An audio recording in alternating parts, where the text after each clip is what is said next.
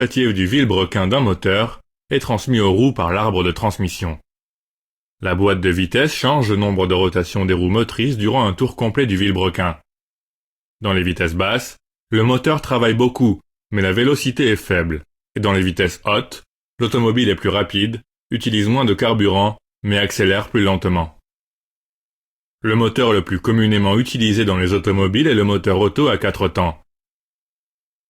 Il convertit le mouvement vertical des pistons en mouvement rotatif du vilebrequin. Le vilebrequin entraîne la rotation de l'arbre de transmission et de l'arbre à cames grâce à la courroie de distribution. L'arbre à cames sert au fonctionnement des soupapes, qui assurent l'approvisionnement en carburant de la chambre à combustion et l'expulsion des gaz d'échappement au travers d'une ouverture-fermeture rythmique et coordonnée. Le premier mouvement linéaire est l'admission. Le piston bouge vers le bas, ce qui fait diminuer la pression dans le cylindre. Le piston bouge vers le bas, ce qui fait diminuer la pression dans le cylindre. La soupape d'admission s'ouvre et un mélange d'air et de carburant s'introduit à partir du carburateur dans le cylindre. Le second mouvement linéaire est la compression. Les soupapes d'admission et d'échappement sont toutes les deux fermées à ce moment. Le vilebrequin et le contrepoids font remonter le piston, ce qui compresse le mélange d'air et de carburant et par conséquent augmente la température de celui-ci.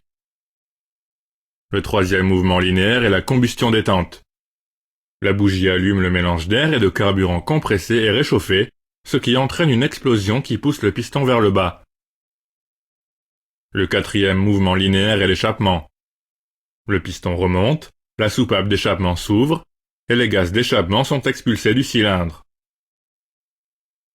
Comme tu peux le voir, le mouvement linéaire du piston est transformé en mouvement de rotation du vilebrequin à l'intérieur du moteur.